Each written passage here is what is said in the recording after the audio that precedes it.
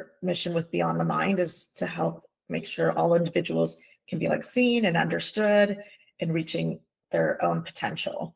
And so, I've talked a bit in some of the social media reels that I've been creating is like the gift of, it's not so much about the label, but the label sometimes is the term that helps you get to the resources that are best for you. Yeah. So yeah, I guess that's kind of like the how to understand yourself, but not really get tied up in like what is the thing, yeah. So anyways, I'm sure we'll have different parts of that to chat about. So Katie, do you want to go ahead and just introduce yourself? Sure. My name is Katie Berryhill. I am a professor of astronomy at community colleges in Northern California. I teach full-time at Los Medanos College and part-time at Solano Community College. And I'm sure that has something to do with having ADHD, that I have trouble focusing on one thing. It's also having two kids. Well, two kids in college at the time and now one, and student loans. So as we all know, teaching doesn't totally pay the bills. And you get a lot. You have a doctorate in education. Tell me your official title. So my bachelor's is in astronomy from the University of Pennsylvania. I have a master's in space studies from the University of North Dakota, and a doctorate in science education from the University of Wyoming. Wow. So like astronomy, like that's a pretty unique path. I mean, people ask you, how did you get interested in astronomy? And I don't have an answer because I don't remember not being interested in it. Really? I was born 19 hours and 7 minutes after Apollo 11 splashed down after returning from the moon. And yes, I'm a geek, so I know it's 19 hours and 7 minutes. And I have actually met all three of those crew members. And so I have learned the lesson that one should be very careful when meeting one's childhood heroes, because you cannot control what comes out of your mouth. And I told all three of them that I was born 19 hours and 7 minutes after they got back. How did they react? In retrospect, it's kind of like, that really important thing you did? Yeah, I wasn't even born yet.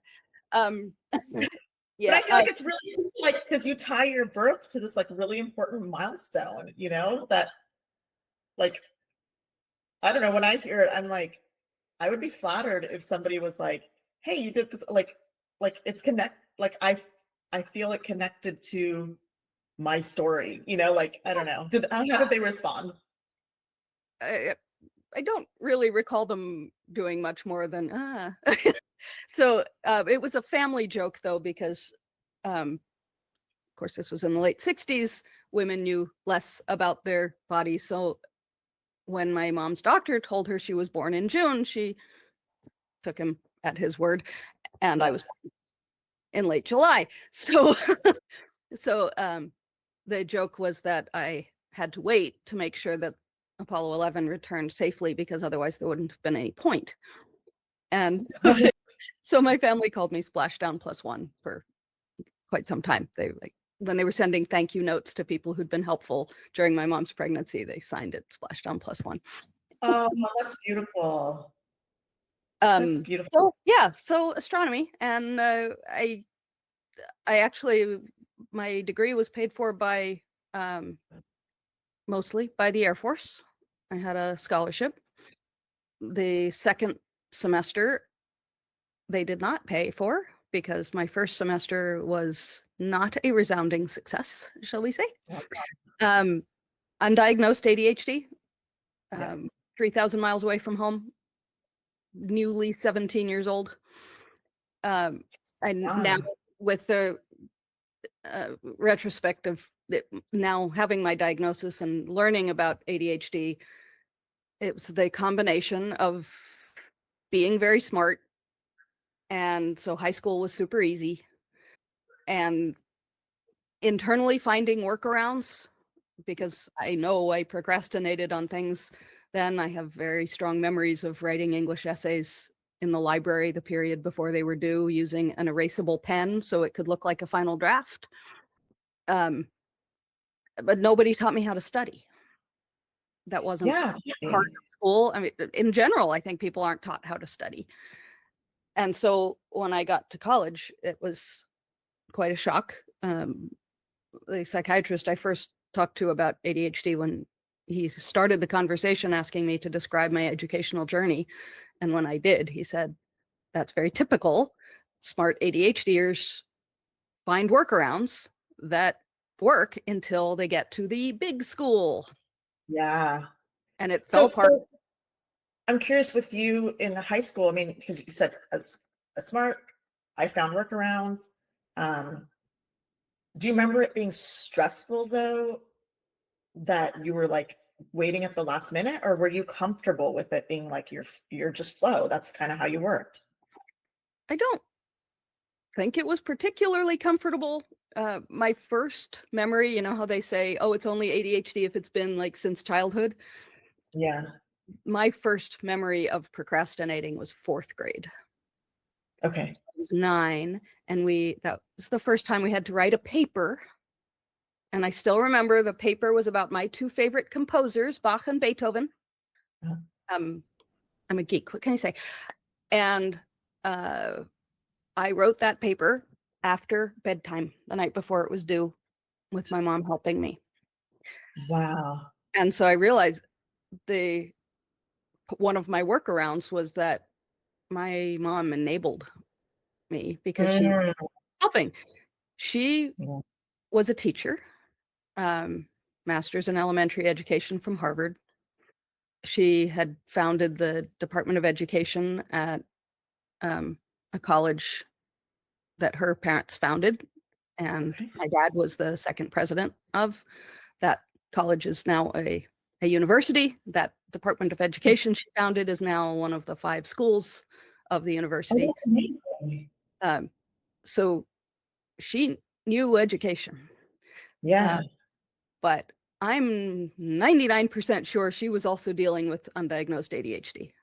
Interesting. Yeah. You know, it's as heritable as height. I have a diagnosis. My 2 sisters are kind of self-diagnosed. One of Mhm. them has diagnosed kids. So pretty sure it came from our mom.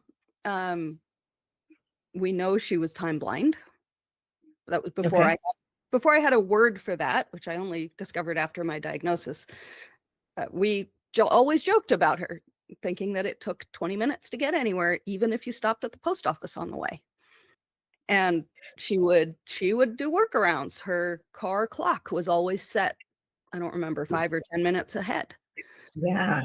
Um, I have the same time blindness, only mine's 30 minutes. But Okay. Tell me because, more about the 20 minutes and 30 minutes. Like well, you the said, 30 it takes minutes for me to get. was 30 minutes for me was because it actually takes 30 minutes to get many of the places that I've had to go in the last 30 years. Okay. It's basically 30 minutes from here to, when I was still in the Air Force, when we first moved here, I was in the reserves, and that's 30 minutes from our house. It's 30 minutes from here to where our kids went to school, to a synagogue that we used to go to in one direction, and in our current synagogue, which is in the opposite direction. It's all like 30 minutes. Okay. And now also to the school where I teach. It's still 30 minutes. So I came by that naturally. It's only a problem when I don't. It's always a problem because I don't add in the time it takes to find parking and walk from the car to wherever I'm going. And Yeah.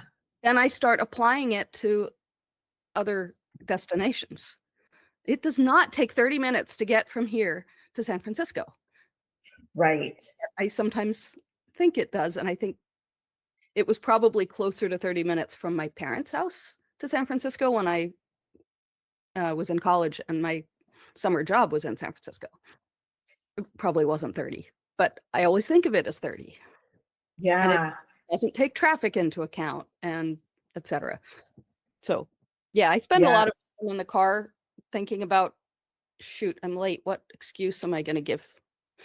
And in the back of my mind is like, wouldn't it be easier if I left earlier and didn't have to make up an excuse? And that way, if there I was know. something unexpected, that could be a real excuse.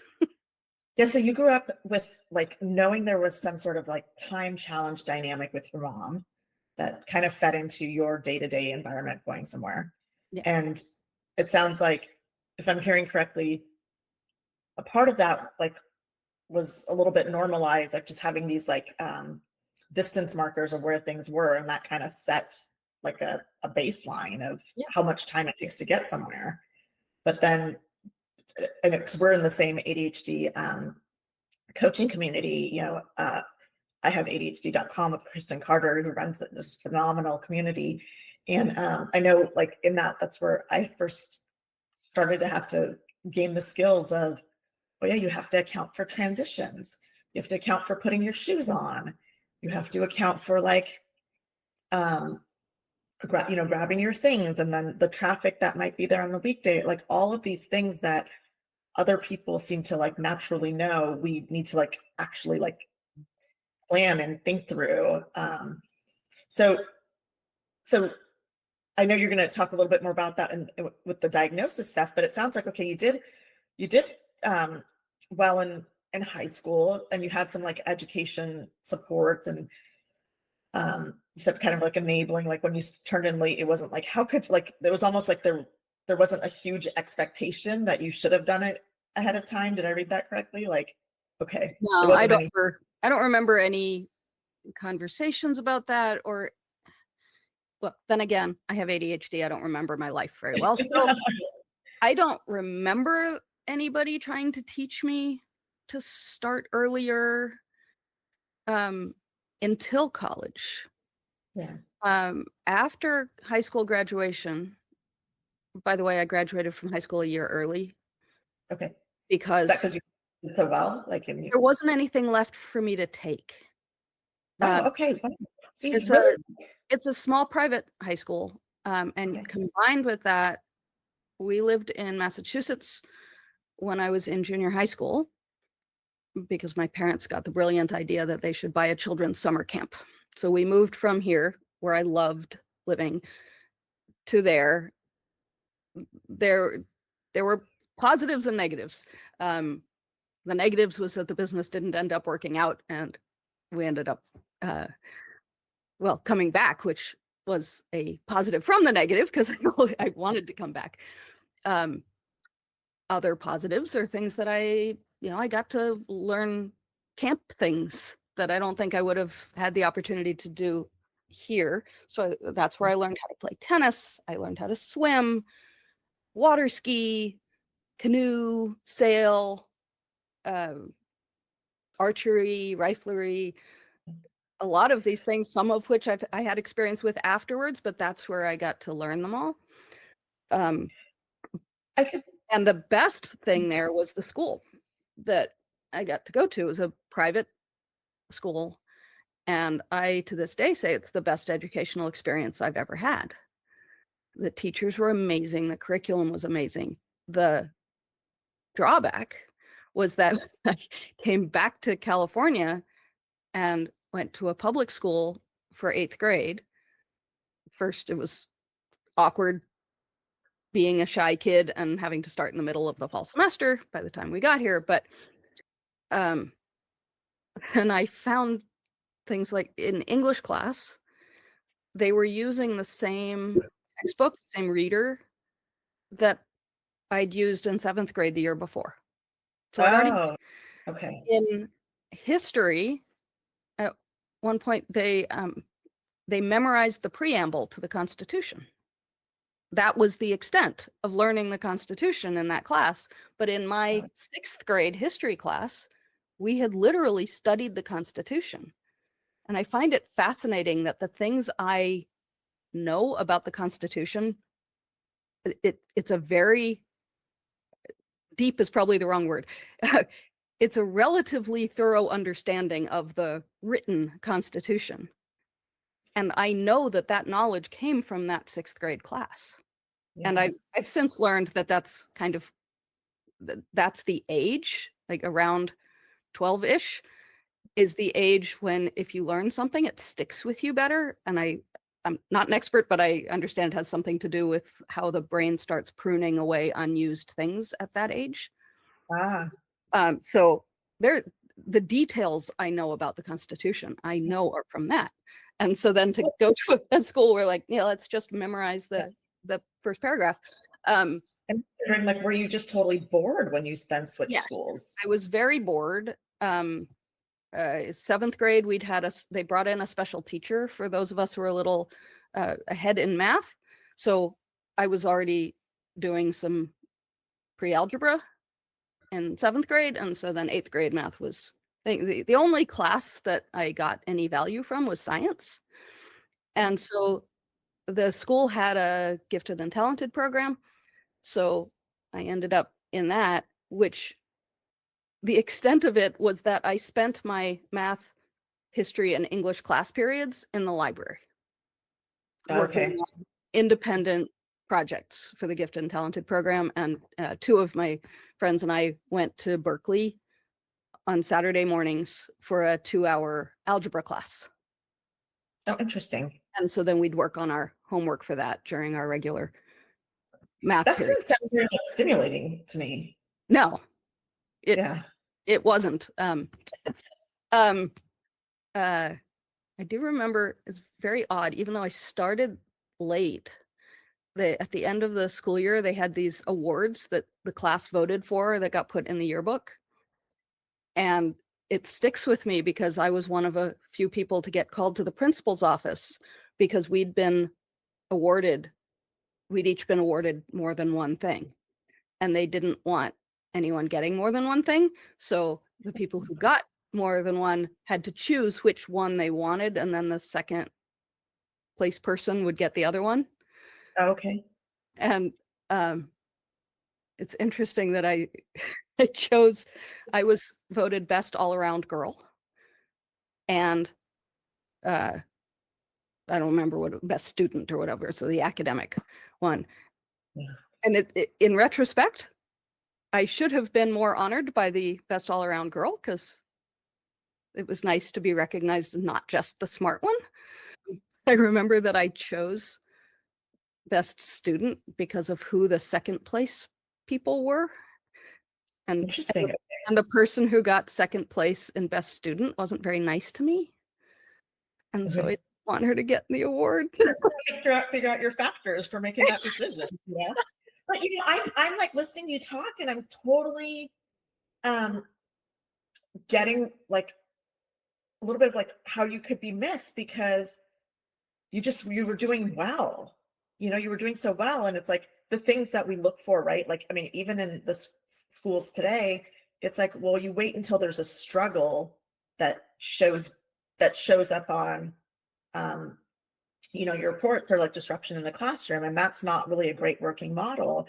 But kind of hearing, it's like you were excelling so much that there was no visible struggle to be like, hey, is there something that we're missing? Like, I guess that question, I'm not hearing anything that would make that question pop up in anybody's head. So it's fascinating. Like, because even for you, you didn't have a sense, it sounds like that, hey, is there something like missing in what I know about myself?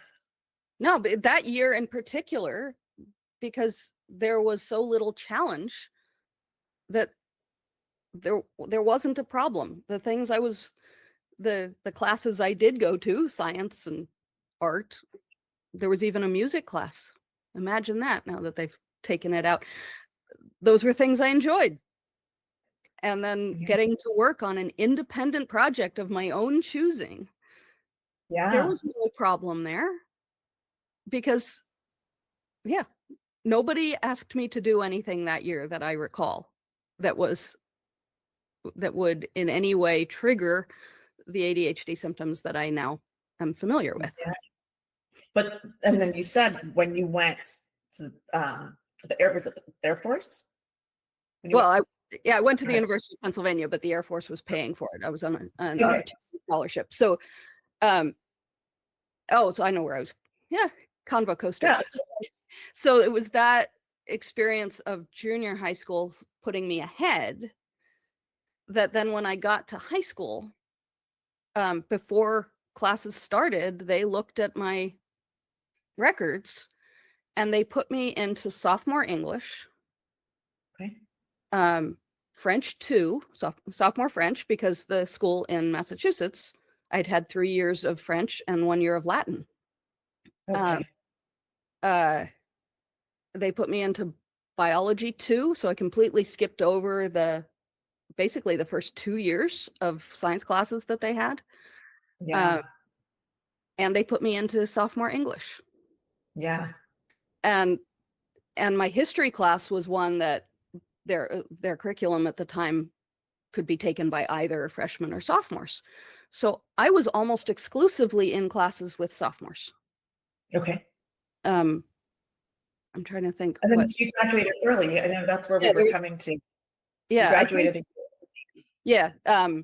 So it was a little awkward because I didn't feel a part of the freshman class.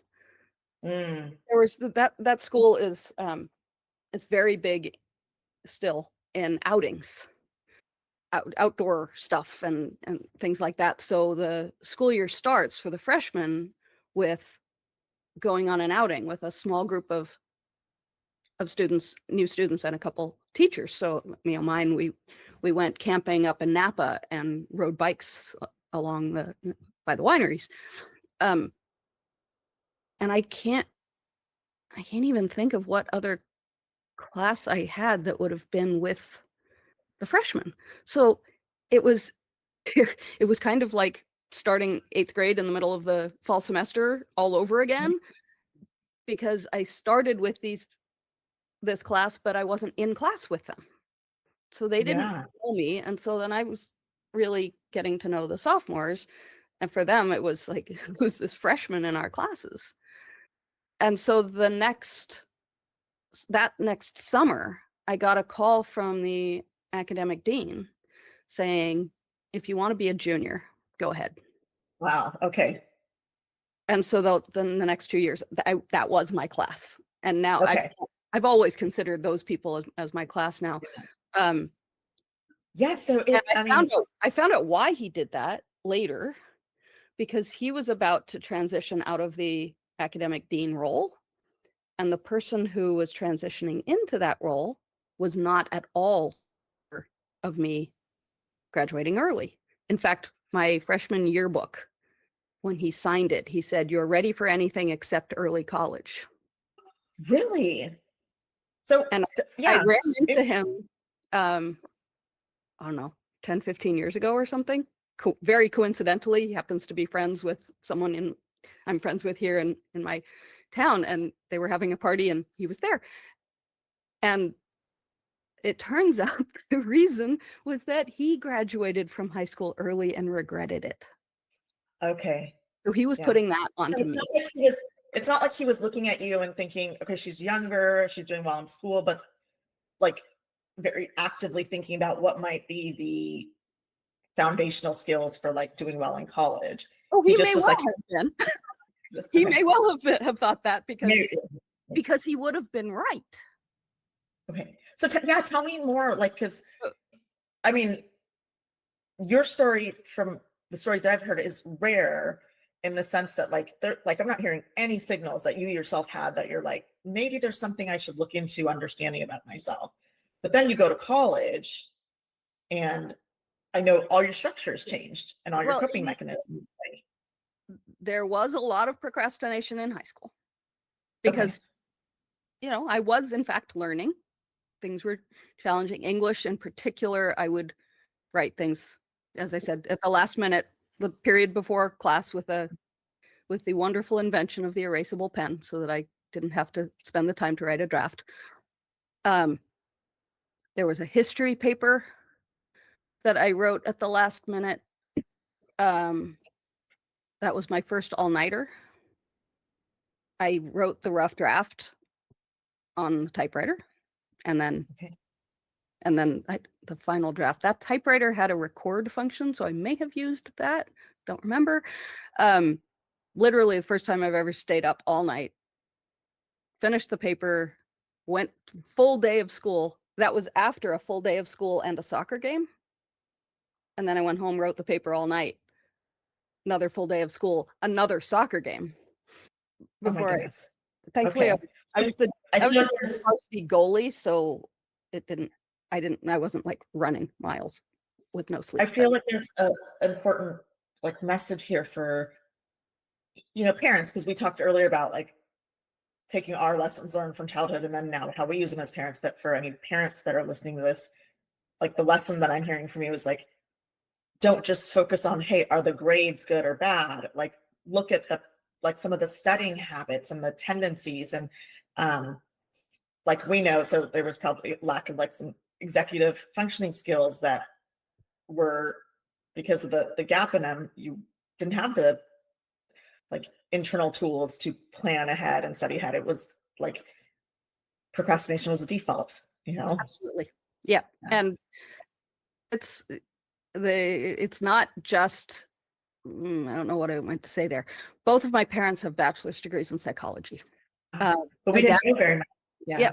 My dad's specialty was speech pathology. So granted, but he had a lot of other experience as well.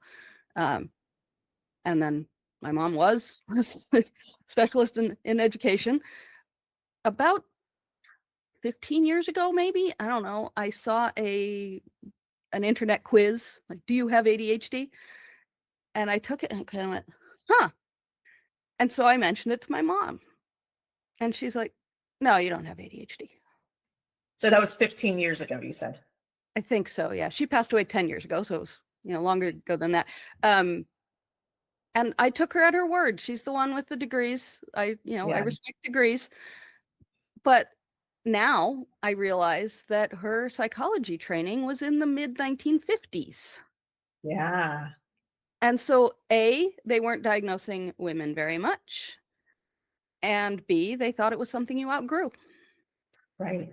And C, even if I had been diagnosed, there wouldn't have been any supports. Yes. My therapist has actually conjectured that if my parents had some inkling, they might not have wanted to do something because their experience would have led them to think that the solution a school would have had would be to put me in a special needs class. Oh, that makes sense. Which would be the opposite of what I needed. Exactly. And since I do know your story, I want everyone to hear. I'm going to kind of take us to, let's hear what happened when you went to college. And I think what from what you shared is like you shared you struggled in college. Then you still went on to do like your master's and your doctorate. So I kind of want to hear this journey. I know within that is your what you found out about. So I was away from home. I had often struggled with separation anxiety. Mm-hmm. I have only very recently realized that the term anxiety applied to me as a child and young adult. Oh, interesting. Can you speak a little more about that?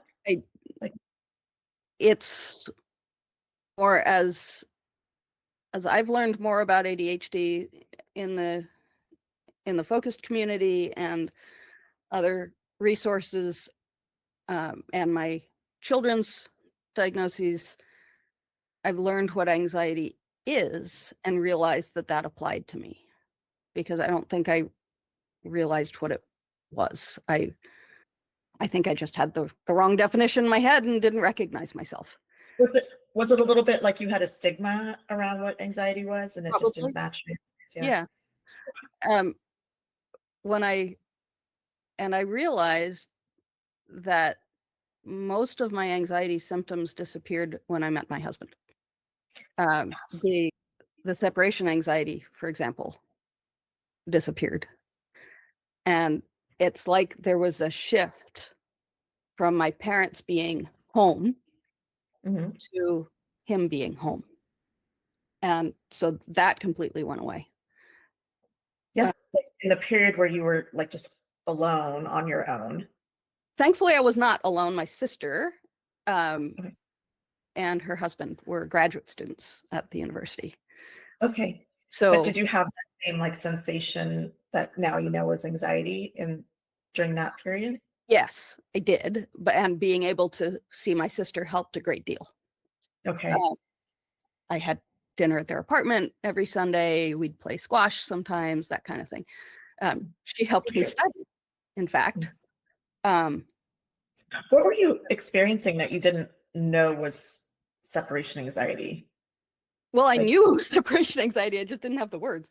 I see. Okay. If I went away from home, I would be sick to my stomach. Okay. It happened on a school outing, snow camping in Yosemite, and while everyone else went off skiing for the day, I was curled up in my sleeping bag in the igloo that we'd built, being sick. I went to space camp the summer before my last year of high school, which I was so excited about. And I missed a few of the activities because I was throwing up. Yeah.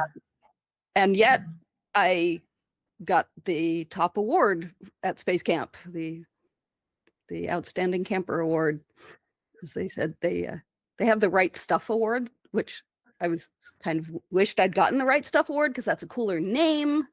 Yeah. But they described it, the Outstanding Camper Award, as being the camper who has the right stuff but has gone that little extra, whatever it takes to achieve his or her dreams. Remember that.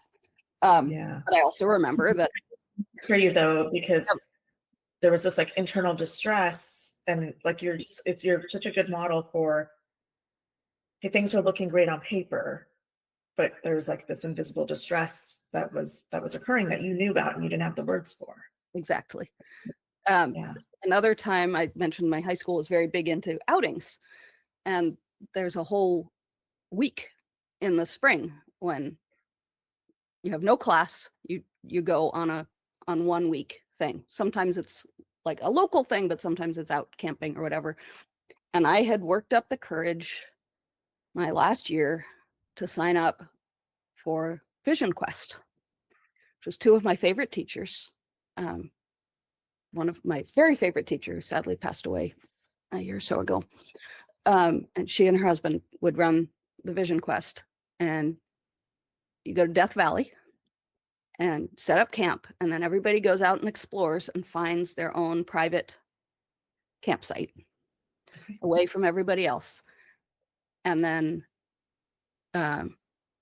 once everybody's found their site, then everybody goes out for 3 days, I think, 3 days, 2 nights or something, by themselves.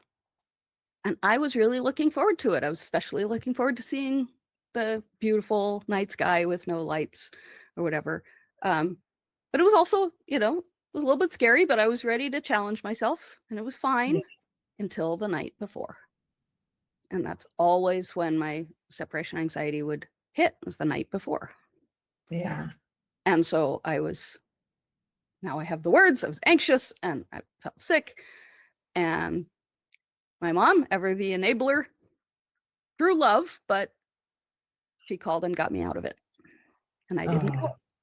Yeah. And so I ended up doing one of the local courses for that week.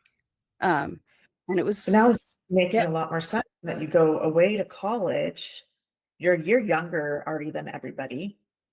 I'm just Yeah. remembering the very first time that showed up. Preschool. Really? I went to a community preschool that my mom was the director of. I don't think she was the director because I was there, but she may have sought that out. I mean, she was obviously qualified to do it. So I went to preschool with my mom as one of the teachers. And then the next year, kindergarten. And I spent the entire first day of kindergarten crying in the corner. Oh, yeah. And at the end of the day, ran into my mom's arms. And here's the enabling. She didn't make me go back. Oh, yeah, that's hard. So I spent the year tagging along with her as she was doing work. My parents owned they were running a high school for performing arts at the time. So yeah.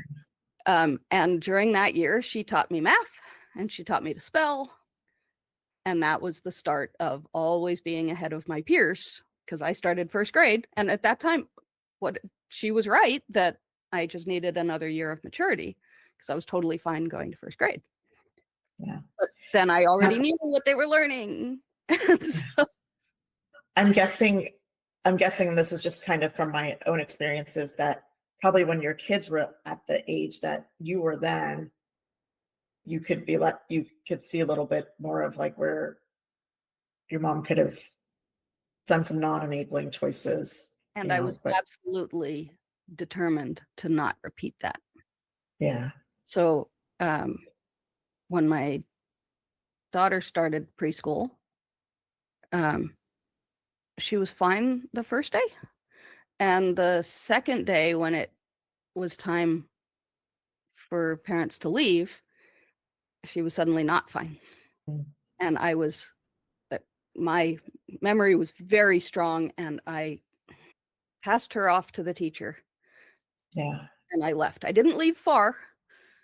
I hung out in the hallway for a while, and one of the other teachers, who herself was, I can't remember now, she had 4 or 5 kids, so she understood, and so she would periodically go poke her head in and check, and then come back and Yeah. report back. And when she's like, she's doing fine, and so I was gonna leave, but the preschool class was out in their yard, which was visible from the stairs to the parking lot.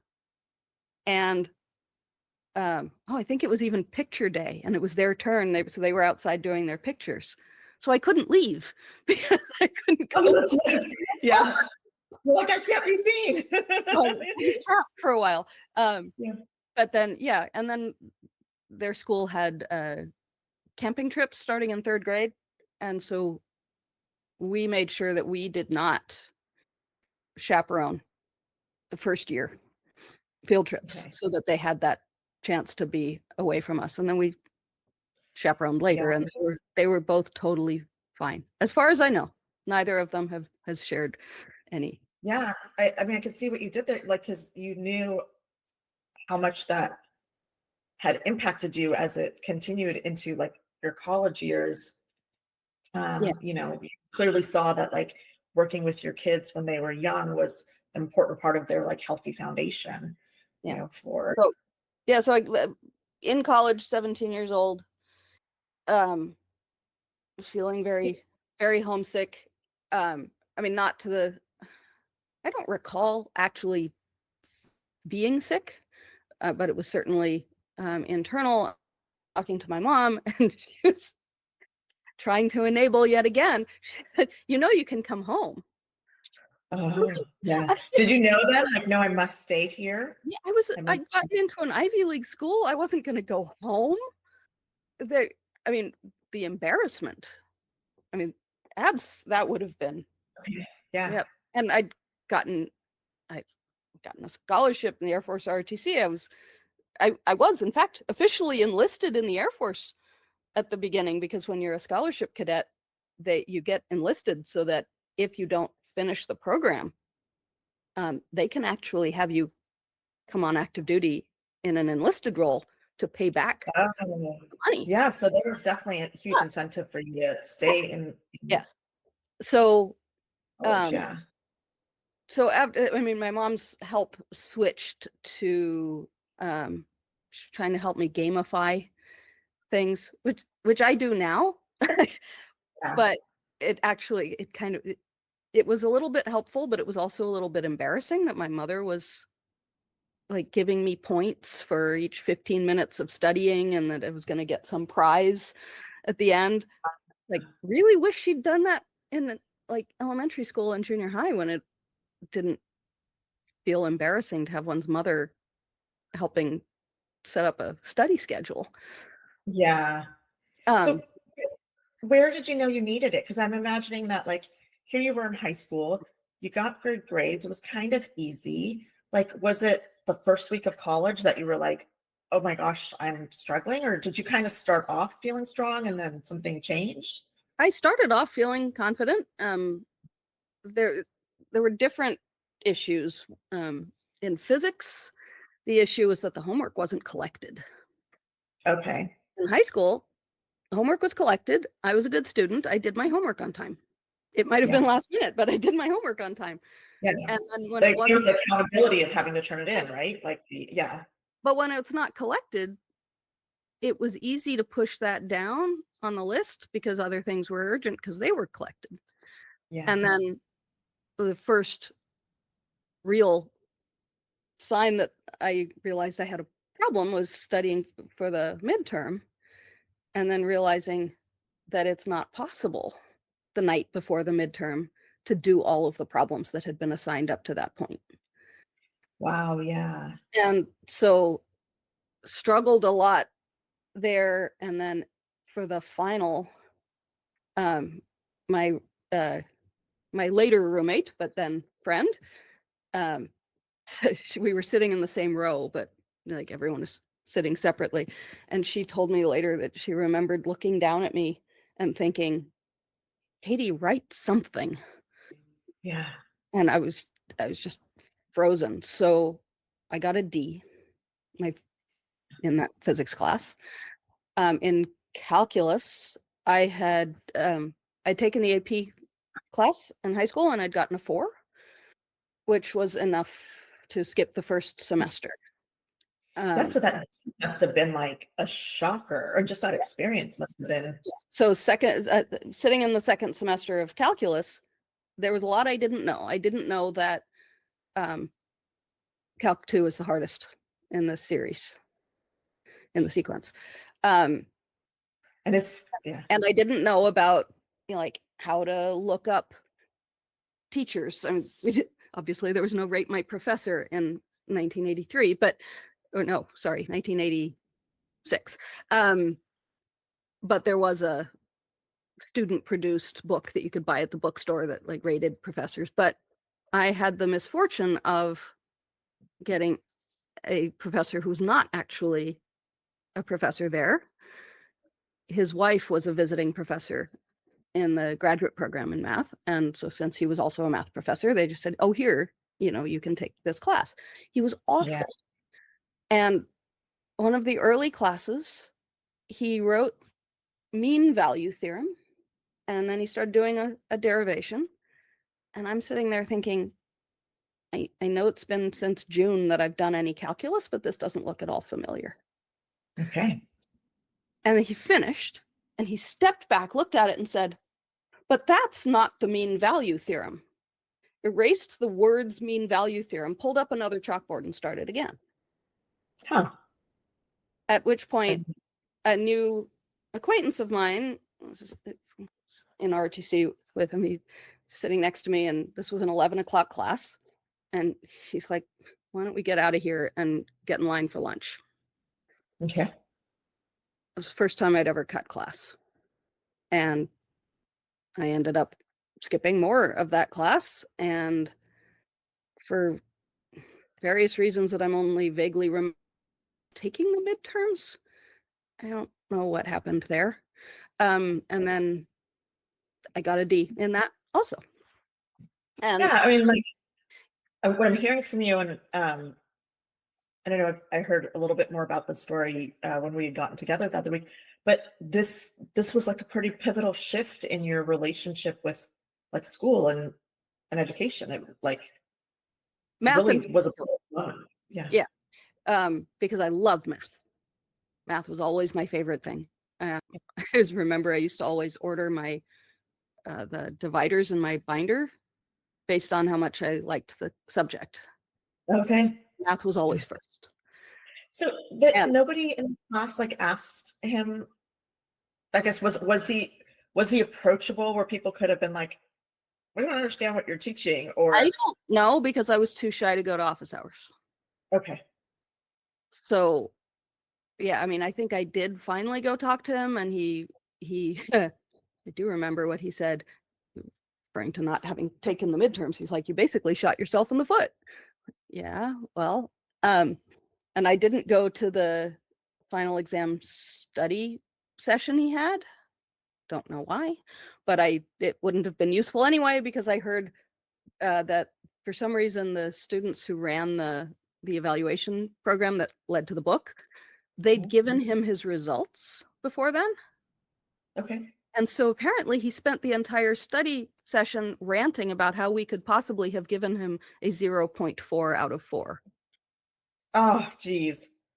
So it wasn't just me. He was awful. And what I realized recently is that he stole my love of math. Yes. Because I struggled for the RIDS. I was majoring in astronomy. I needed that math. And I don't know why, but at the time anyway, a D was sufficient to move on in both physics and math. It is not Interesting. at my current schools. I hope it isn't still there. As far as I know, you now need a C to move on with a prerequisite. So I moved on and struggled through the rest of physics and calculus because I had a foundation made of straw. Yeah. And I know a big part of what you want to talk about is like how these experiences are helping you pay it forward now. So yeah, I'm just gonna kind of go through like what, yeah, I guess like what, because this sounds like a horrible experience, especially given the background that you have where you like excel and you like skipped grades and, I mean, you were given a lot of independence, and could kind of manage schooling on your own. And now there was different environment and really kind of a lack of good support for you. And you're experiencing these grades like you've never experienced before. And you're experiencing school in a way you've never experienced before. So like in your undergrad, what ended up shifting that kind of helped get you through? And then get you through in a way that you were still willing to even consider a master's? I'm not sure that anything really shifted. I think it was just scrabbling at whatever I could get. So the grades I got that first semester were not enough to keep my scholarship, so it was suspended. Okay. And I had to pull it up to a certain amount to keep it. And I didn't quite make it, but one more class would do it. So I took a class in the philosophy department over the summer because my sister was a graduate student and I Oh, was heading home. I wasn't going to be on campus, but the professor agreed to let me do it remotely with my sister grading my assignments. So that was my first experience with distance education. So I would do the nice. homework and I'd send it to her in the mail. Yeah. And so then I went to go, he said he'd give me the final when I got back to campus in September. I went to his office and he had totally stereotypical absent-minded professor's office. His desk was literally piled feet high with papers. Yeah. And he couldn't find the final. So he's like, oh, we'll just do it orally. And he took me into the student lounge, the whiteboard, and I took the final on the board. Oh my gosh. So I got an A- in that, and that was enough to save my scholarship. Yeah. There was another semester that my scholarship was on conditional status where they paid, but so yeah, it was just scrambling. My sister helped me study for a German final. I had a stack of 300 vocabulary cards, and I spent the weekend with her, and she was just quizzing me the whole time. The teacher, the reading comprehension part of the final was about Werner von Braun, the rocket scientist. And so I was actually able to get a lot just from the context because I knew his story. And at the end of the final, the instructor was a grad student, said, "Did you like the reading comprehension section? That was for you." So I was like, that's pretty cool. Yeah, I probably saved my grade a bit there too. So switched to Russian and had to take the final included an oral exam because the degree required 2 years of a language and passing the oral exam. And I stumbled my way through that thing. And at the end, she switched to English and said, "You're not continuing in Russian, are you?" And I said, "No." Then you pass. So, and one other story, and then we get to my diagnosis, but this is, I succeeded through the grace of others. And the biggest one was the third semester of physics. I was really struggling and not doing well. And I went to the professor and she said, why don't you drop and take it again? But it was past the drop date. Okay. She said, well, go, fill it out. And so I did, but stopped going to class because she'd told me to drop the class. But then apparently a late drop had to go to a committee. And so I talked to the guy, the assistant dean or whatever, and was going to the committee. Early December, I get a call from him, and he told me that the committee had said no. Oh. And I said, what am I going to do? I haven't been going to class. I'm going to lose my scholarship. Yeah. And he said, don't worry about it. Merry Christmas. And I was like, what? And he just repeated himself. What does that mean? He overrode the committee. Oh, wow. That's wonderful.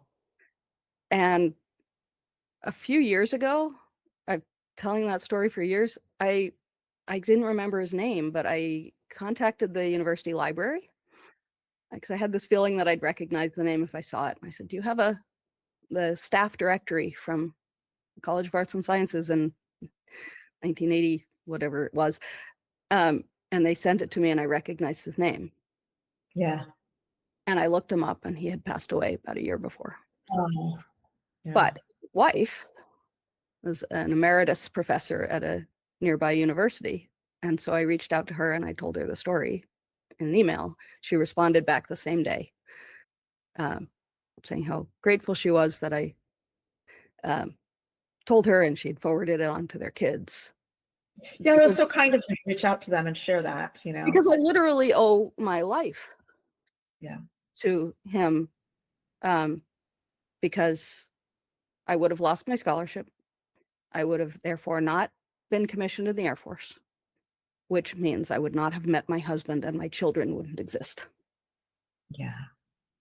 And there's one other person, my first commander in ROTC, when I decided after an all-nighter, realized that I did not want to be an electrical engineer, which is what my scholarship was awarded in. I was trying to double major in double E in astronomy. But I'd chosen double E because when I applied for the scholarship, the application, which required a major, had a little note that said 75% of them are awarded in electrical engineering. And at the time I was in the circuits part of my physics class, really enjoying it. So like, sure, I'll be an electrical engineer. Turns out I didn't know what electrical engineering was, didn't interest me in the slightest. And so I was in the first actual circuits class sophomore year. And I waited until it wasn't 3 o'clock in the morning on the West Coast to call my parents and say, I need to change my major. Yeah. Or at least drop that one. And they said, do what you need to do, even though that meant they were going to have to start paying, which they did not have. And so I called the colonel, and in these scholarships, you can change your major to a higher priority one, but you can't change to a lower priority one. He called in a favor at ROTC headquarters and got my major changed. Oh, that's wonderful. So yet another person, on the anniversary of my commissioning every year, I message him on Facebook and thank him because, yeah, those two people I owe everything to because they basically broke a rule to support me. Yeah. I love that. I love that. Thank you for sharing, because I mean, there's been people on my journeys who have broken rules to support me. And I think the same, like how grateful I am that I think they just kind of put the humanness like above, and I think when I hear your story, they clearly saw a very like hardworking student who like wasn't trying to make excuses, it just was struggling. And, they probably saw like the adjustment was very minor compared to what all your potential was showing that you had. Like, so yeah. So I now do that for other students that I see, who I see struggling, some of whom have ADHD, one of whom I my amateur diagnosis thought she had ADHD, and I was like, you need to go get help. And she did. And then Did she come? yeah, she's there doing the work. And Sorry, before we go into, because you're in your teaching mode now, but yeah, can you tell the quick story about how you found out about your diagnosis? Because you were in your doctorate program when you found out, right? After. So I did 3 college degrees without knowing. Okay, so you, without knowing you had undiagnosed ADHD. Correct. Amazing. My master's, I got a 4.0. And I didn't have kids at the time, and I wasn't working full time, so I had the time to devote to it. And yet there was still major procrastination. In fact, my master's thesis had to get FedExed to arrive on time. Wow.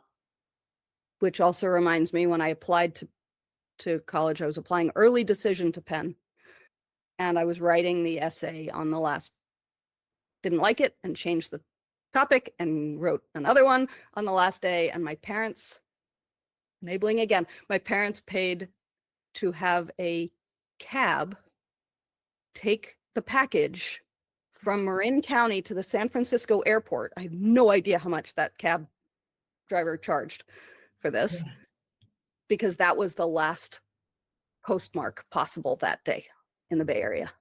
Oh my gosh. And so that's how my application got in on time. Yeah. So my success in college is due to a string of enabling and support. Yeah. So, and then my doctorate I was doing while working full-time and young kids. And so I was only doing 1 or 2 classes at a time, mostly successfully got those done. And it was another 2 years before I wrote the stupid paper, and it was initially a PhD program. That's what all the coursework was in. And I was going to be, instead of 1 big dissertation, it was going to be 3 publishable size articles related. And then while I was procrastinating on all this, my advisor wisely told me that the School of Education had just started an EdD program, and that he could get me switched to that. And the requirements for the EdD was only 1 article length, a publishable paper. And he said that a completed EdD is far superior to an incomplete PhD. And he's right. There's nothing that I would have had with PhD over the EdD other than the imposter syndrome that I have whenever anyone says, oh, your PhD. No, it's an EdD. Because I know it took less work to finish. Anyway, so yeah, did all of that without knowing about my ADHD. I had some suspicions about my son, even though I didn't really know that much about ADHD, but he did not want to be labeled. Fair enough. And he went to a school, it was a Waldorf school, where he didn't really need support. Wait, you got your diagnosis when your son was having issues? Was that what? Yeah. Okay. So when he finally decided he wanted to get assessed, before he transferred from community college to university. And so he got diagnosed, and I knew that he wasn't going to pick up a book to read about it. So I was like, oh, well, I'll learn more. And in true ADHD fashion, I bought the books, started reading the books, did not finish reading the books. In fact, I'm still looking at them on the shelf here. Still haven't read them. But I love podcasts. So I started listening to podcasts, and I found Kristen's I Have ADHD podcast on a list of best ADHD podcasts. I started listening to it and realized, oh my God, she's talking about me. Wow. And she started talking about her focused program. I was like, well, no, I have to finish listening to all of her podcasts first. And then after a while I went, no, this is silly. And I joined, and somewhere in there, I went to the same psychiatrist my son had seen. And so in conversation, he said, it certainly sounds like you have it. And then he had me do this stupid test, which I have since learned is not a gold standard at all. Okay. It was a computer-based thing where you like hit the space bar if the shape is the same or different or whatever. Too, yeah. I was at the time on a medication for something else that had a stimulant component in it. He knew that because he wasn't familiar with the medication. He had to look it up. But he didn't tell me that perhaps I should not be on a stimulant medication when being tested for ADHD. Right. So I took this test, spending $200 on it. It was the most painful thing ever because I felt that what I now have learned since is that some ADHD people, this is why these tests are not necessarily very good, some people will treat it as a game that they have to win. Oh my God, I have to win this. And I was focused on the screen. I was practically not blinking because I had to do this right. Yes. And then it was so painful. I was like, oh, obviously I have ADHD, and went to meet with him after. Well, he said, boring screen. But I went to meet with a psychiatrist and he said, well, the test doesn't show ADHD. And then basically had nothing further for me. And it was like, as if I only wanted medication. I wasn't even thinking about medication, actually. So I told the story to my primary care doctor, so basically my diagnosis comes from me telling the primary care doctor that the psychiatrist had said I probably have it before taking this stupid test. Right. Which you were medicated for the test. Right. So it wasn't showing your medicated symptoms. Right. Right. So sometimes my imposter syndrome pops up periodically and I'm like, do I really have ADHD? And I said that one of the coaches in the focused program, Paula, I worked with her one-on-one for a little bit, and I said that to her, and she's like, oh no, you have ADHD. And since I now have a therapist who specializes in it, yes, I have ADHD, that stupid computer test notwithstanding. So I know we're kind of closing out here. Tell me about like how like your experience now like shows up in how you teach, because I know it's like really a core part of how you have a lot of compassion for students and engage with them, and I think have been able to guide them in the ways that they struggle. So it has changed how I teach. My class is now a flipped classroom. So the lessons and the tests are online.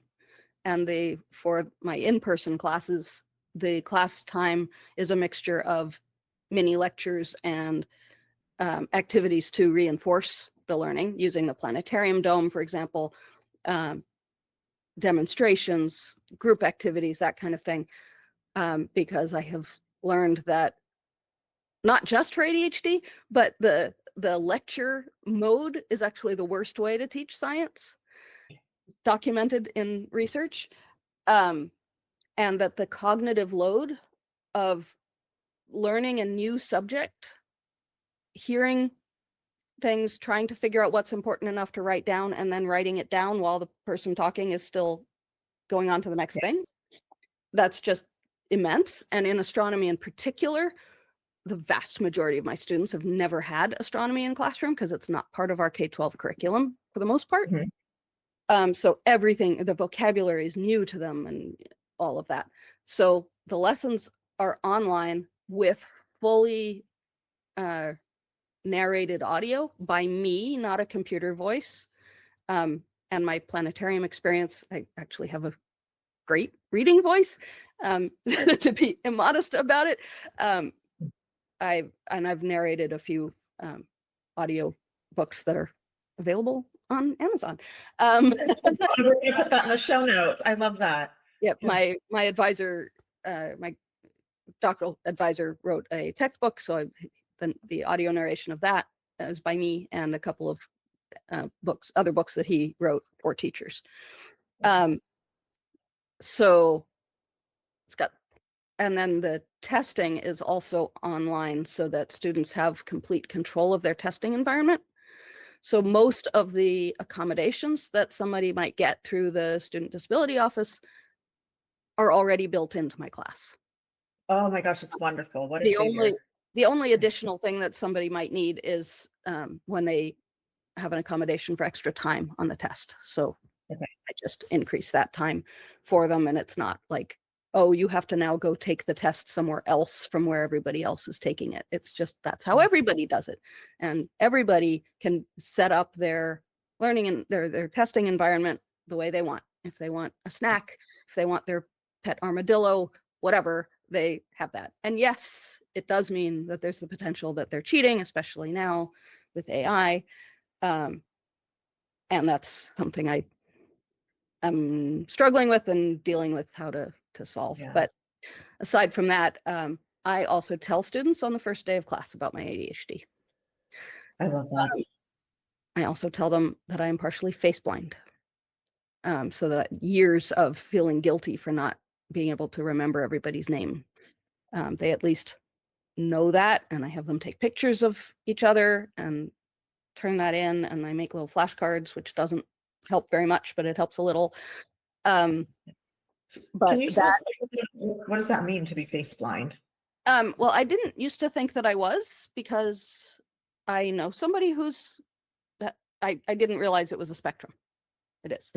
So I know somebody on the far end of the spectrum. If a family member changes their hair color, he can, or their style, he can have difficulty. I do not have that. I did an online test once. I think it was trying to be nice and said, you scored better than 4 out of 10 people. I was like, in other words, below average. I can learn to recognize people. It takes a bunch of one-on-one time, which means that I'm standing in front of a class of 45 people. I'm not going to be able to learn them all unless they come talk to me. The ones who do, I can learn those. Sometimes in the flashcards, at one point I did something, I hadn't done this before because it felt like it would be racist. But then I finally decided to do it. I separated the flashcards by perceived race and gender. And I'm not like showing people this or whatever, but I felt so much better because I realized it's not racist at all. I couldn't tell the white people apart either. And especially there was one class and there were these 2 white women, same straight blonde hair, and I was trying to like shape of the face, not that I actually noticed these things, but it was all the same, and their names were so similar. They were like Kaylee and Kylie. Like, and I have one trick, which is that I use a classroom voting system called Plickers, where students have a card that has a QR code, and it's different for each student, and they hold it up in different orientations based on how they're answering the question. And I scan the room with the app, and it records their score. But on the screen, it pops up their name in green if they got it correct, red if they didn't.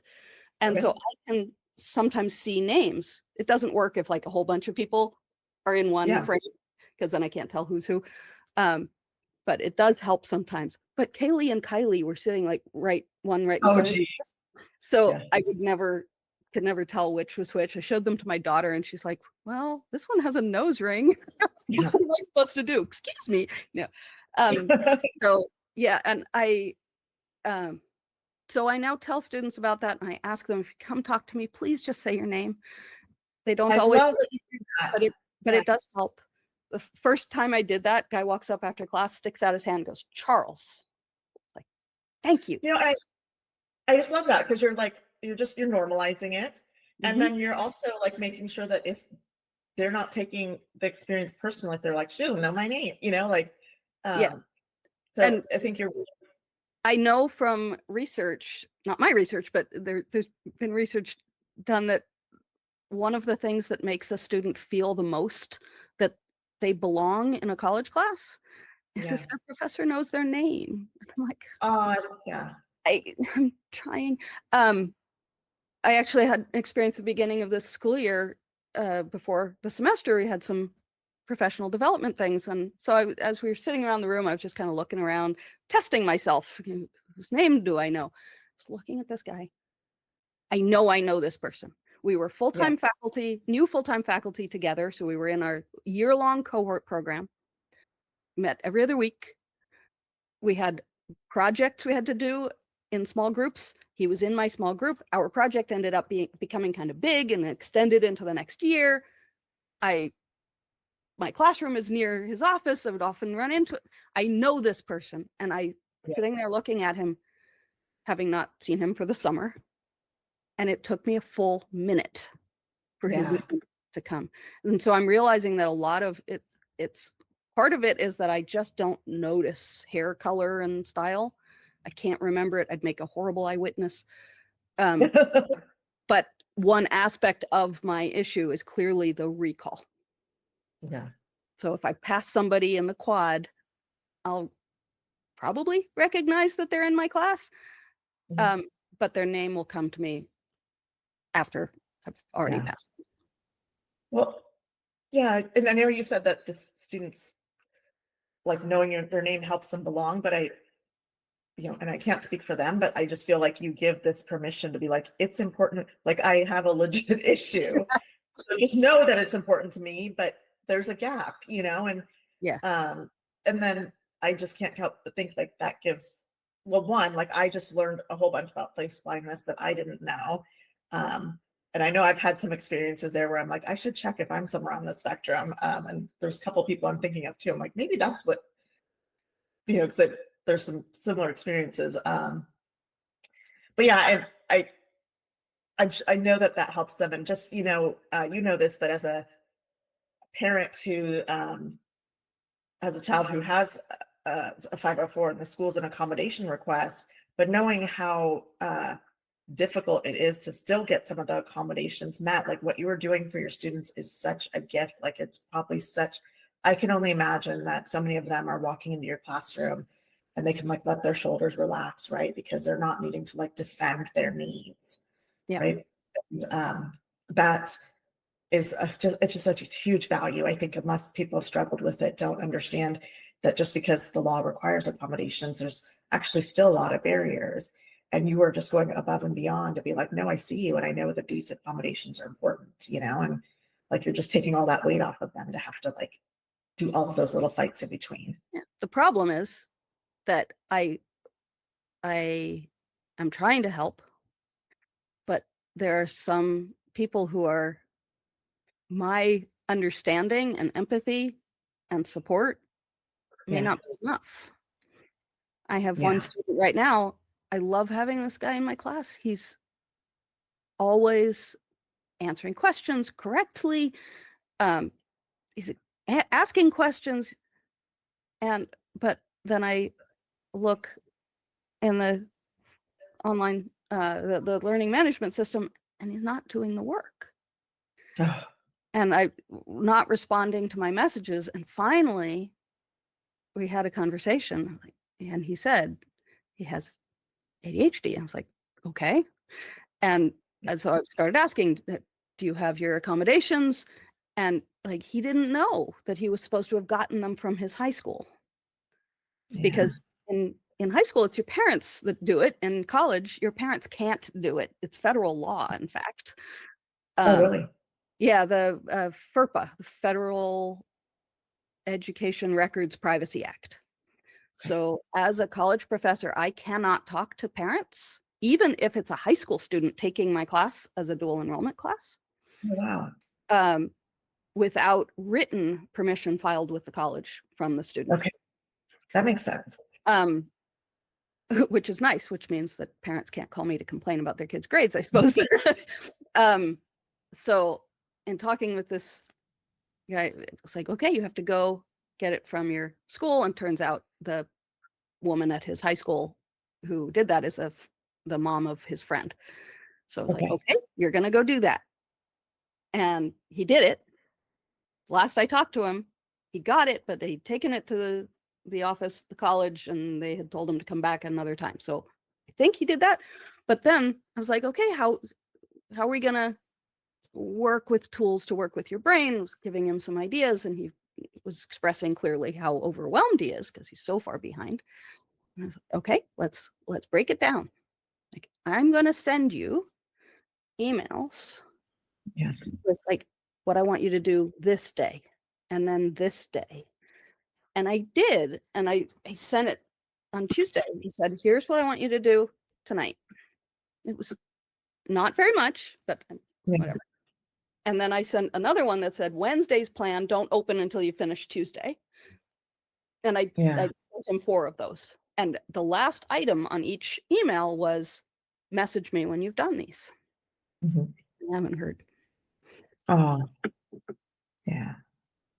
And he's a student athlete. I teach 2 sections of my class specifically for athletes. We have a student athlete academy. So they have class schedule that is amenable to their practice and game schedule. And they have study halls, and we, the faculty, have direct line to the athletic counselor and the athletic director. The fact remains, if I fail somebody or drop them, they can't play their sport. Yeah. I'm sorry, dude. And if he's not responding to me in between, I only see him in class on Tuesday and then in the study hall that's after our class. Yeah. He can say, yeah, I'm ready to do this. I'm ready to lock in. And this is one of our biggest like human struggles, right? Is we cannot, like, it has to come from within. Like, yeah. And as I've quoted Kristen at him, I was like, ADHD is not a disorder of not knowing what to do. Yeah. It's a disorder of not being able to get yourself to do what you know you need to do. Yeah. And I can try to provide that accountability, but I can't be sitting next to him except in study hall. And the last study hall, he was working on an English assignment that he was late on. So I have another one who's actually not even able to play football right now because of his grades, but he's still in the program. He's in my class for the 4th time. Yeah. I know it, because gosh, I'm just feeling for you, but I see also how much you're doing to help and support. And I'm thinking back to my younger experiences where I had the professors that were like, I'm here, I'm willing to help. And I was ashamed of how much help and how much I was struggling, and but just know that like your availability to help, will still be a part of their journeys, and so like I truly believe it is serving that need, even if the timing of when it's actually connecting and clicking for them isn't just, it's not ready yet, The student I mentioned earlier, feeling like I did something because they got therapy. I was really frustrated at first because they said their therapist said, well, yeah, you probably have ADHD, but you definitely have depression and anxiety. So let's treat those first. And I'm like, no, they're depressed and anxious because they're not doing well in school because of ADHD. But they are now being treated and moving forward. Good. And well, Katie, thank you so much for coming on. I know I have to drop to take a little rest because I have another meeting in a bit, but I learned so much from talking with you, and I so appreciate your journey because I think it just, like, already with this, I'm like, I just want to send it to so many parents and say, don't just go off the grades, and also, that high school to college is one of the places like my hardship showed through, and there's so many others. And so I just know that, like, hearing your story, but also knowing like you went on to get your doctorate degree, like you're giving back, I think for people who are struggling, it just gives that hope of like, yeah, that's okay. This can be okay. It doesn't mean it will always be a struggle. So I so appreciate you coming on. And I will need to get your books that you mentioned and anything you want to put in the show notes, if you don't mind, like WhatsApping them to me. And I'll put like the focus notes in there, since we reference the podcast a lot, so people have, you know, Kristen's stuff, because I am hoping that, you know, for those that are interested in get their diagnosis, you know, we talk about this, that they can go to a great community. But yeah, I'm so appreciative, and I will reach back out when I know that this is airing. I don't have any timeline for that yet, but just even your little tidbits that you had shared last week about, you know,